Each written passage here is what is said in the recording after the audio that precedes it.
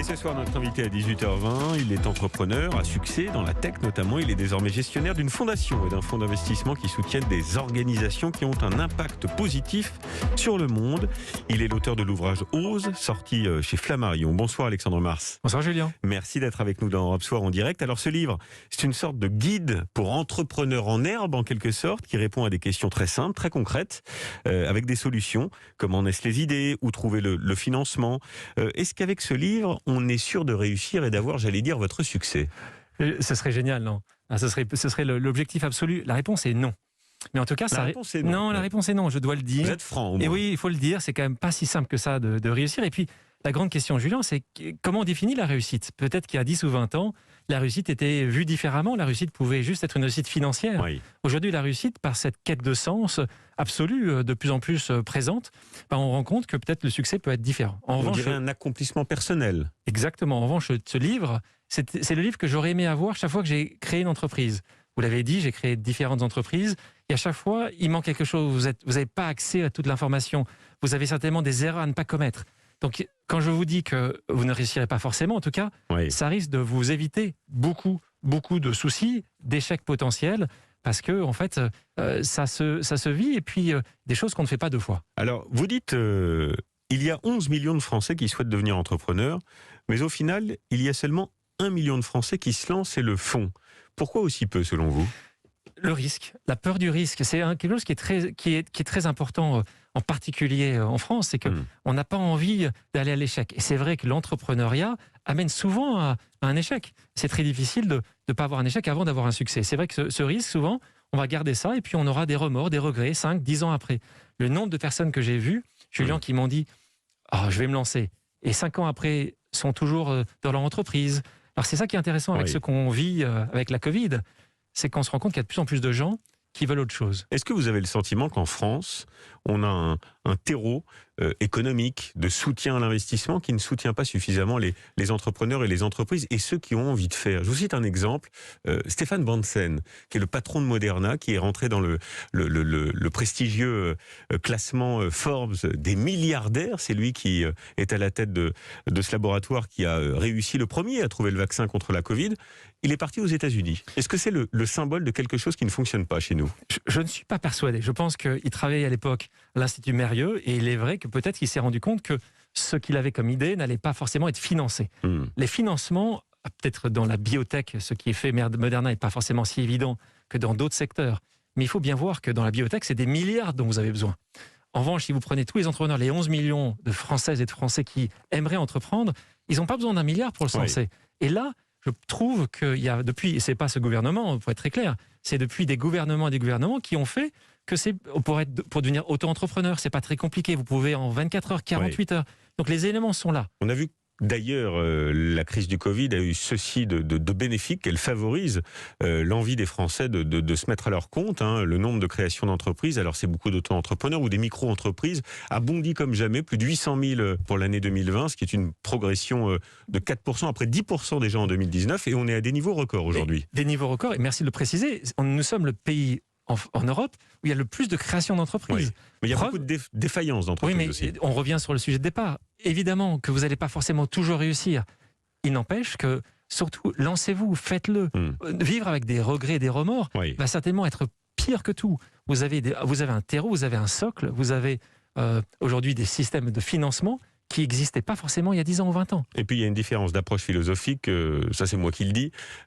En France, l'échec est vu comme un échec à part entière, alors qu'aux États-Unis, l'échec est une part de l'expérience qui permet de rebondir. C'est là une différence de culture aussi dans l'entrepreneuriat. Majeur. Je pense que si vous Julien, vous faites une émission qui se passe mal, pendant 3 ans, on vous a encore parlé en disant « Ah, vous vous souvenez quand vous avez pris le risque d'aller sur cette chaîne ?» Eh bien, c'est la même chose. Et peut-être que petit à petit, et c'est pour ça qu'il faut promouvoir cet entrepreneuriat, parce qu'en effet, et c'est pas grave, un échec n'est pas la fin du monde.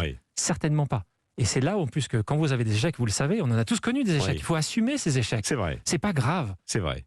Et c'est une forme de marche vers l'expérience pour réussir. Alors, vous commencez ce livre, Alexandre Mars, par « N'attendez pas la bonne idée. Eureka n'existe pas ». Alors, Comment on se lance dans l'entrepreneuriat, comment on se lance dans l'entreprise si on n'a pas d'abord une bonne idée? Parce que ça, c'est une histoire de bon sens. On se dit sans bonnes idées, on peut pas se lancer. Alors, c'est vrai que C'est ça pas... le succès d'une entreprise quand même. Vous avez raison, mais c'est pas uniquement la bonne idée. C'est souvent les gens qui me disent je vais tenter d'attendre d'avoir l'idée que personne d'autre n'a eue.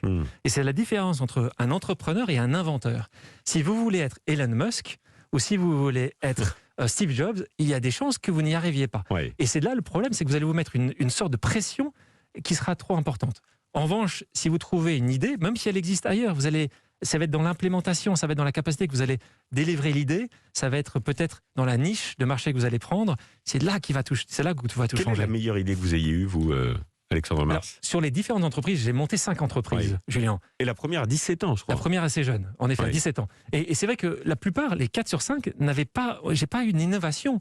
J'ai juste trouvé un projet, vu qu'il y avait un marché, et j'ai développé ce projet par rapport à un marché. Peut-être pour les gens qui nous écoutent. Bien sûr, j'ai monté une des premières agences mobiles. Aujourd'hui, tous les gens reçoivent ou vont sur des applications sur leur téléphone portable. J'ai monté une des premières entreprises qui développait ces applications pour les grands groupes, pour les médias.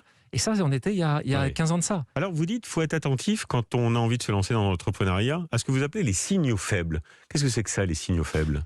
En fait, la difficulté, c'est que souvent les gens me disent, je vais soit faire trop tôt, soit attendre. Le signal faible, c'est de savoir en fait quelque chose qui va arriver. Presque une intuition. Une intuition. Mais comment on a cette intuition? C'est pas en lisant des livres, c'est en passant du temps avec vos clients, avec ceux qui pourraient devenir vos clients. Donc c'est ça le point d'une étude de marché. Chaque fois que j'ai pu lancer une entreprise, Julien, j'ai toujours passé du temps à essayer de comprendre s'il y avait un marché. J'entends aussi des gens qui me disent je vais me lancer, ça tombe bien, personne ne s'est lancé. Et ma question parfois, c'est que si personne ne s'est lancé sur votre marché, peut-être qu'il n'y a pas de marché. Oui. Alors, il y a plein d'autres choses, des conseils très très concrets, on ne va pas tous les énumérer. Les évidences, c'est savoir bien s'entourer. Ça, c'est important quand on se lance dans l'entreprise.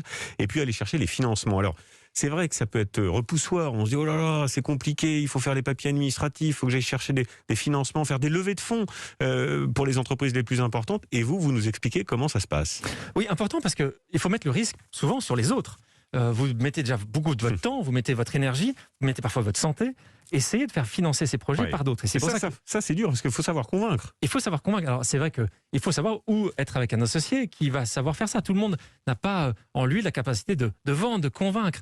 Mais vous pouvez vous entourer, ce que vous disiez très justement au préalable. Et d'ailleurs, il y a un chapitre qui est là-dessus, sur le financement, mais il y a aussi un chapitre sur comment créer son entreprise quasiment en 48 heures. Oui. Parce que là aussi, je reçois des appels ou des contacts de personnes qui disent « Mais comment je me lance ?» Entre l'organisation, entre les statuts, entre la comptabilité, Et ça aussi, j'ai essayé de mettre ça dans ce livre pour que ça soit plus simple, pour que ça soit pas « Oh, je vais pas y arriver ». Parce que ça aussi, c'est important. Les gens qui vont dire « J'ai envie de me lancer », mais quand ils se rendent compte que c'est une montagne, ils disent « Bon, pas pour moi ».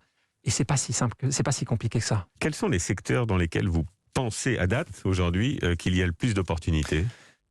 Très bonne question. Je pense que la Covid va générer un besoin d'autre chose. Déjà, avant la crise, on avait cette quête de sens qui était de plus en plus présente. Ça va s'accélérer après la Covid. Et c'est vrai qu'on voit beaucoup d'entreprises, on revient sur le sujet qui est marché et offre. Vous voulez autre chose. Les services à la maison, la manière dont vous allez penser votre vie au quotidien va totalement évoluer. Et c'est aujourd'hui ces entrepreneurs qui vont créer ces entreprises. Et vous l'avez dit justement au déparrage, c'est pas forcément la grande entreprise voulue, c'est peut-être la micro-entreprise d'auto-entrepreneur qui va rester à Brest, qui va rester à Strasbourg, qui va pas forcément être obligé de monter à Paris pour le faire. C'est ça qui est absolument génial dans l'entrepreneuriat. On vous appelle parfois, de façon un peu exagérée, le Bill Gates français. C'est flatteur, ça, le Bill Gates français. Vous n'êtes pas aussi riche que lui, rassurez-moi. Enfin, je ne sais pas si je vous le rassurer. Je vous le souhaite. Non, je suis. En effet, je n'ai pas les moyens de Bill Gates. Et c'est flatteur, oui. C'est une personne qui a créé, qui déploie aujourd'hui ce qu'il a pu créer sur des sujets qui sont des sujets très importants, qui sont des sujets de sens et d'aide des gens qui sont en grande difficulté. Bien. Merci infiniment d'avoir passé ces quelques minutes avec nous. Ça s'appelle Ose, c'est sorti chez Flammarion et on peut trouver ça évidemment dans toutes les bonnes librairies. Merci infiniment d'avoir été avec nous, Alexandre Mars. Merci pour l'invitation. Europe 1.